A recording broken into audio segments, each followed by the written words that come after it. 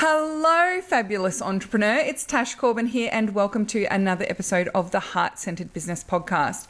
This is episode number 294, which means you can find all the relevant links and show notes for today's episode over at tashcorbin.com/294. In today's episode, I'm going to share with you 5 ways to leverage in your business. And I bet you haven't even considered some of these things as being leveraging your time, but they absolutely are, and they are super duper sexy. So let's dive in and get started. I'm Tash Corbin, and this is the Heart-Centered Business Podcast. What do I mean by leverage? Well, when it comes to leveraging your time, it's where you put one measure of time in and it happens multiple times. So it's where you do something once and it works for you over and over again. And leveraging your time can be done in a bunch of different ways. You can leverage your time by doing something once and then having someone else do it for you. You can leverage your time by doing something once and having it automated. You can leverage your time by doing something once and have people being able to purchase it over and over and over again. So what I wanted to do was to break down leverage in your business to the 5 key ways that you could be leveraging and really open up your eyes to what the possibilities are right now, rather than feeling like you need to have to wait until you're able to leverage in delivery, which is the last of the ways that I'm going to talk about. So for a lot of people, when I talk about leverage, they think the only way they can get leverage in their business is to have a group program, a course, a membership, something along those lines.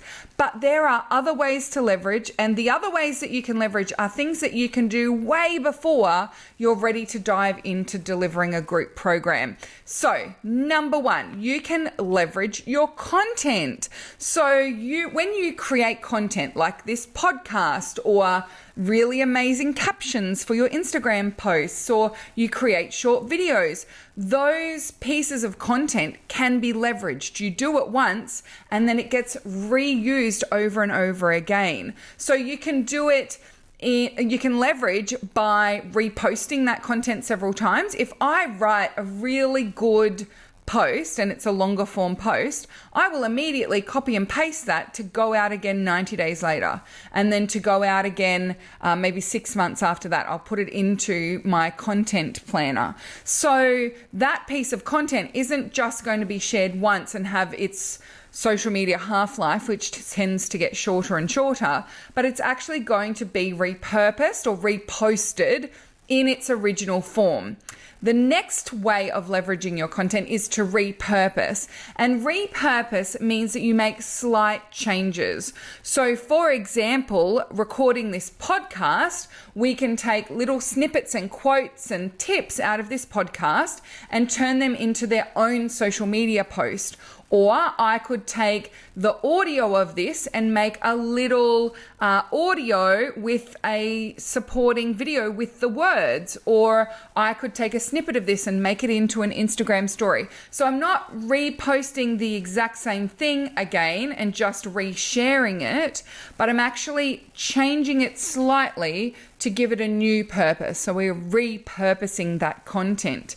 And then the final way that you can leverage your content is to leverage the distribution. So just because you post it on social media and it gets 200 reach when you post it, doesn't mean that its job is done. You can put some money behind that post, use Facebook ads, use Instagram ads, use other forms of advertising to give that same thing more and more reach and growth, to leverage that piece of content.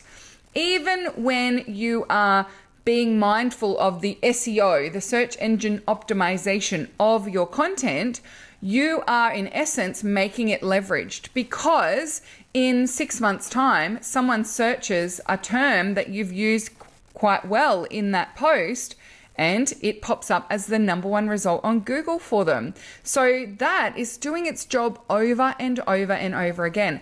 And so many people try to leverage their delivery in their business by having a group program or a course before they've ever even leveraged the content they're already creating.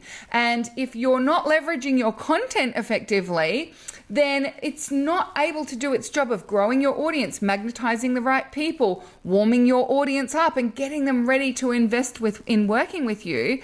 So in essence, you're robbing the leverage delivery of the audience that it deserves and could potentially be having if you just leveraged your free content. So number one, leverage your content. Number two, and it's related, leverage your list growth. So for most people, when they come to me and they want to work with me to create their group program, the number one thing that we have to fix in their foundations is that they don't have an adequate list size. And I'm talking about a mailing list here. So when you are launching a group program without an adequate mailing list, there's a lot of extra heavy lifting that needs to be done in your launch process and in the runway before your launch. When you don't have adequate list size when you're launching a group program, then you're going to likely need to make up for that with larger investment in advertising for that launch to not only ensure that you maximize the number of leads for the launch, but also maximize your conversion as well. Have a high conversion launch because you don't have enough leads if you aren't using high conversion strategies. So whilst you are listening to this podcast, I want you to think about, have I leveraged my list growth in my business? I have a free training that I created probably 4 years ago now called the $0 Facebook Marketing Plan. And that free training has been growing my mailing list ever since I created it. And it's probably responsible for about 3,000 or 4,000 people who are on my mailing list over the last few years. And even to this day, it still grows my list. So that one piece of content that I created, that gated piece of content, it's about a 1 and a bit hour training, has been leveraged to grow my list for years. Now, it's taken some time and finessing in relation to how I promote it, the ads that we use for that list growth. I did a lot of organic promotion of that free resource first to test it and make sure that it did its job and that people understood what it was about and that it delivered on what it promised for my audience. And then I started to experiment with Facebook ads for that particular freebie. So you don't need to have an online program or a group program or anything going on in order to start leveraging your list growth. And in fact, I recommend you leverage your list growth first because all of that list growth is going to set you up for an epic first launch of your program or of your membership. Now, the third way you can leverage in your business is to leverage your conversion.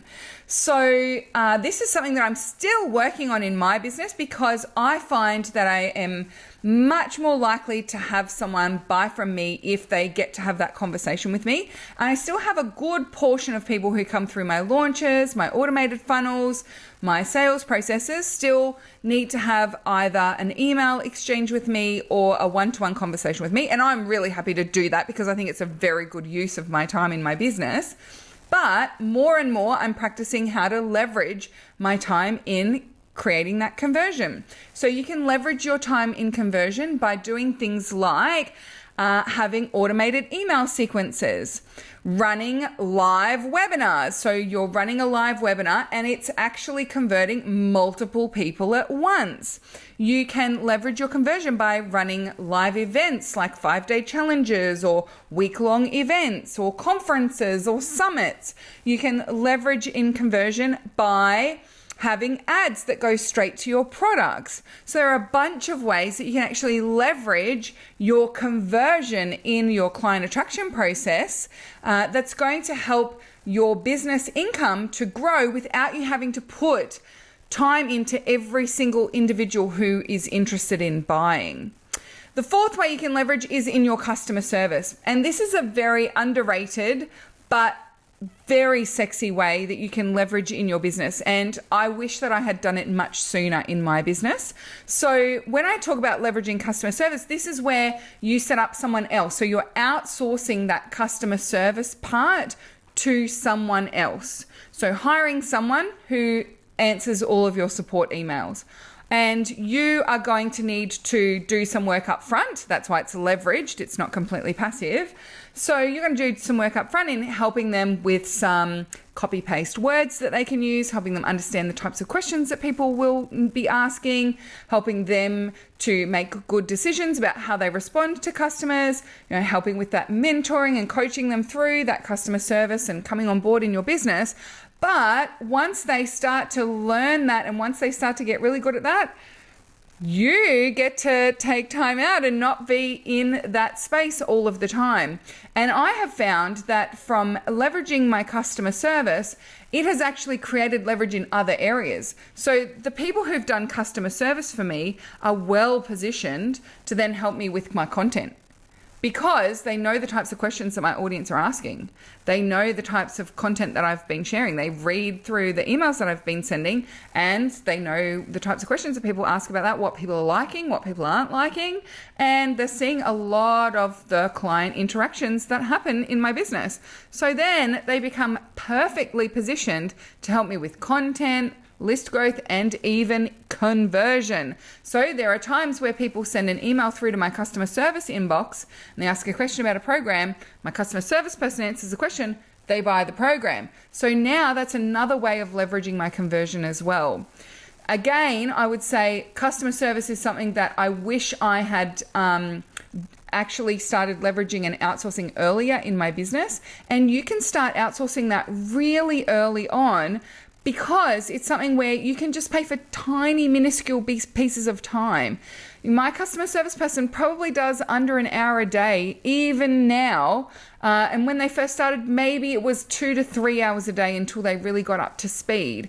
And the longer that person was in the role, the more proactive we could be about addressing issues that were being asked at customer service emails. So then we could proactively address them, so there are less customer service inquiries coming in and more hot leads coming in terms of the ratio. So it's more people asking about buying something from me than it is people who've already bought asking for help with something, or can't find the link to something, or looking to get their login details reset, or whatever it might be. So that leveraged customer service has created some really amazing shifts and changes in my business.